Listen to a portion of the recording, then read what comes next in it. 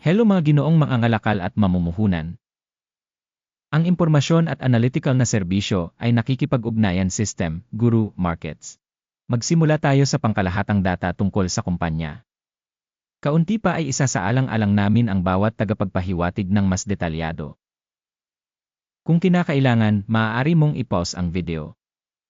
Iminumungkahi namin na tingnan ang lahat ng mga tagapagpahiwatig ng kumpanyang pinag-aralan ng mas detalyado. Susuriin namin ang kasalukuyang mga tagapagpahiwatig ng pagganap ng kumpanya kasama mo. Snowflake Inc. Ticker, SNOL. Ginawa ang pagsusuring ito gamit ang impormasyon mula noong Mayo 23, 2025. Ayon sa klasifikasyon Guru Markets kumpanya Snowflake Inc. na bibilang sa subkategory Soft Infrastructure, 34 na kumpanya ang kasangkot sa paghahambing at ito ay medyo kinatawan. Ang kabuang resulta para sa kumpanyang pinag-uusapan ay -7.5 sa 10 puntos. Ang average na score para sa subkategory ay 0 puntos. Naghahanap ng malawak sa loob ng buong stock market sa kabuuan. Makikita natin na ang average na marka para sa stock market sa kabuuan ay 1.7 puntos. Laban sa isang rating na -7.5 puntos para sa kumpanya Snowflake Inc. Sa pamamagitan ng paghahambing ng paggalaw ng presyo ng stock ng kumpanya Snowflake Inc. at pagbabahagi ng subkategory, makikita natin na sa nakalipas na 12 buwan ang stock Snowflake Inc. nagpakita ng pagbabago ng 23.3%. 21.2% ay laban sa mga pagbabago sa presyo sa subkategory. Market capitalization ng kumpanya Snowflake Inc. nagkakahalaga ng $67.78 bilyong. At ang market capitalization ng subkategory ay $1,073 bilyon. Snowflake Inc. ay nagkakahalaga ng 6.318% at isa sa mga katamtamang laki ng kumpanya sa subkategory. Ang halaga ng libro ng kumpanya ay $2.7 bilyon. Na may subkategory na capitalization na $118 bilyon. Snowflake Inc. umabot sa 2.511%. Paghahambing ng mga bahagi ng merkado at halaga ng libro, makikita natin ang mga sumusunod. Inookupahan bahagi Snowflake Inc. sa subkategory sa kaso ng market capitalization assessment ay 6.318%. Ang capitalization ng halaga ng libro ay 2.511%. Na 60% mas mababa kaysa sa market value share. Pagsusuri ng market share ng kumpanya at halaga ng libro sa subkategory, masama, -1 puntos. Ang kumpanyang nasa ilalim ng pagsusuri ay may mga utang na $3.325 bilyon.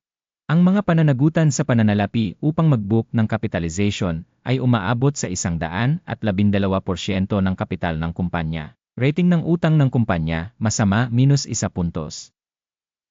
Ang ratio ng halaga ng stock market ng kumpanya sa mga kita nito ay 0. Na may average sa subkategory na 40.6 na mas malala kaysa sa average sa subkategory.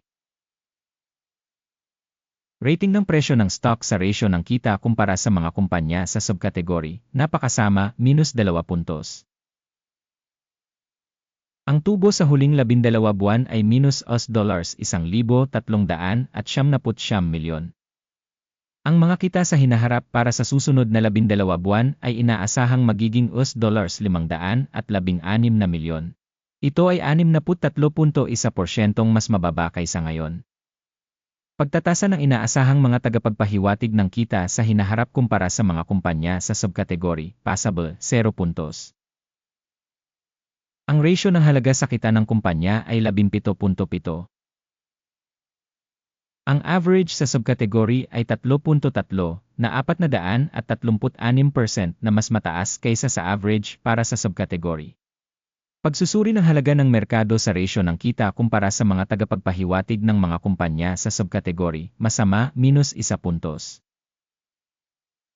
Ang kita sa huling 12 buwan ay $3,840 milyon. Pasulong na kita para sa susunod na 12 buwan ay hindi alam. At masama yon para sa kumpanya. Pagsusuri ng inaasahang mga numero ng benta sa hinaharap kung ihahambing sa mga numero sa subkategory, masama, -1 puntos. Ang marginality ay -36.4%, na may average para sa subkategory na 8.2%.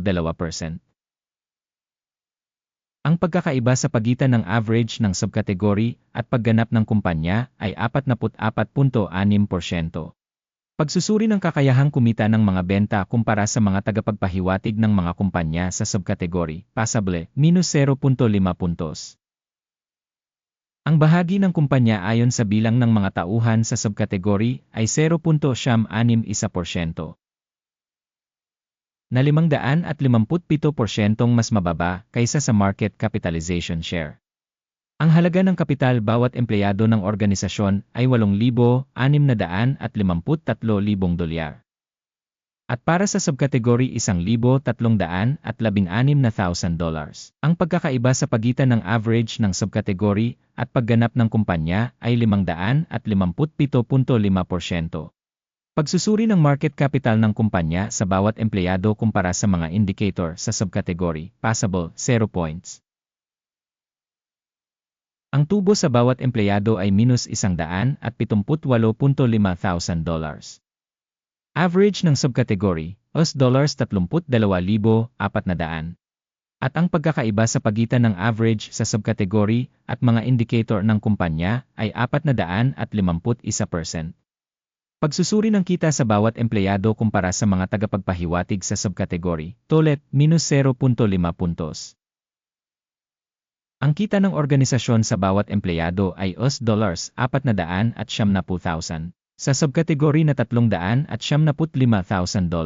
Ang pagkakaiba sa pagitan ng average ng subkategory at pagganap ng kumpanya ay 24%.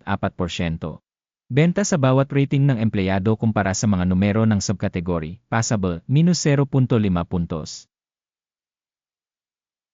Shares for sale account para sa 3%, na may average para sa subkategory na 3.2%. Ito ay isang tagapagpahiwatig ng isang posibleng maikling skis. Teknikal na tagapagpahiwatig RES 14 na nagpapakita ng antas na 80% para sa kumpanya Snowflake Inc. Sa subkategory, ang antas ng RC 14 na ay humigit kumulang 61%. Ang kasalukuyang stock valuation ng kumpanya ay nasa $203. Ang pagtatantya ng presyo ng pinagkasunduan para sa mga pagbabahagi ng kumpanya ay nasa paligid ng $211. Ang pagkakaiba sa pagitan ng kasalukuyang pagtatantya at ang pagtataya ng pinagkasunduan ay humigit kumulang 8%. Tingnan natin ang talahanayan ng mga order na magagamit mo, link sa nakapin na komento. Ang talahanayan ng order ay naglalaman ng lahat ng mga desisyong tinatanggap ng publiko sa season na ito ng sistema ng sangguniang rating, Guru Markets. Ang pag-access sa talahanayan ng order ay ganap na libre at bukas, link sa nakapin na komento. Bilang resulta ng paghahalaga ng bahagi ng kumpanya Snowflake Inc. Sistema ng tulong Guru Markets isang desisyon ang nagawa. Huwag buksan ang deal dahil ang video na ito ay isang pagsusuri. Salamat madla sa panonood ng video na ito at sa paggamit ng impormasyon at reference system mula sa Guru Markets. Ikaw talaga ang pinakaastig na madla sa buong planeta.